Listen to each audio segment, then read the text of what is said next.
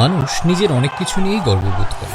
ধর্ম থেকে শুরু করে বিজ্ঞান, কবিতা, এমনকি সিনেমা পর্যন্ত অনেক কিছু নিয়েই তার গর্বের শেষ নেই। এই সব কিছুই সম্ভব হয়েছে মাত্র একটি বিষয়কে কেন্দ্র করে। সেই বিষয়টিকে মানুষ সবচেয়ে বেশি গুরুত্ব দেয়, আর তা হলো বুদ্ধিমত্তা।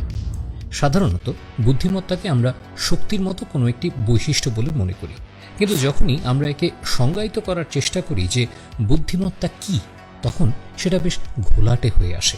এক কথায় বলতে গেলে বুদ্ধিমত্তা হচ্ছে সমস্যা সমাধানের জন্য এক ধরনের পদ্ধতি বা মেকানিজম, যা টিকে থাকার জন্য প্রতিনিয়ত মানুষকে যে সমস্যাগুলো মোকাবিলা করতে হতো, যেমন খাবার সংগ্রহ ও আশ্রয় খোঁজা, প্রজননের জন্য সঙ্গী খোঁজার প্রতিযোগিতা, কিংবা শিকারী প্রাণী থেকে পালিয়ে বাঁচার কৌশল আবিষ্কার করা প্রভৃতিকে বোঝায়। বুদ্ধিমত্তা কোনো একক বিষয় না, এর মধ্যে রয়েছে জ্ঞান আহরণের সক্ষমতা, বিভিন্ন বিষয় শেখার দক্ষতা, সৃজনশীলতা, কৌশল উদ্ভাবনের ক্ষমতা এবং জটিল বিষয়াবলী নিয়ে চিন্তা করার সামর্থ্য। এটা নিজেকে প্রকাশ করে বিভিন্ন রকমের আচরণ ও ব্যবহারের মাধ্যমে, যেমন বিভিন্ন মাত্রার চেতনা এবং বিভিন্ন ধরনের শিক্ষার প্রতি প্রবৃত্তিগত বা প্রকৃতিগত প্রতিক্রিয়া। কিন্তু বুদ্ধিমত্তা কিভাবে শুরু হয়েছে বা এর সংজ্ঞা কী, তা নিয়ে সকল বিজ্ঞানী কিন্তু একমত নয়।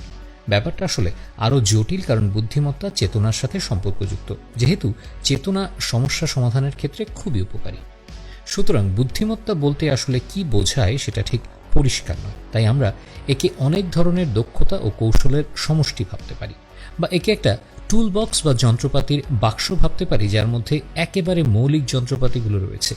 এই মৌলিক যন্ত্রগুলোর মধ্যে রয়েছে তথ্য সংগ্রহ ও তা স্মৃতিতে ধারণ করার ক্ষমতা এবং তা ব্যবহার করে বিভিন্ন বিষয়াবলী শিখতে পারার ক্ষমতা।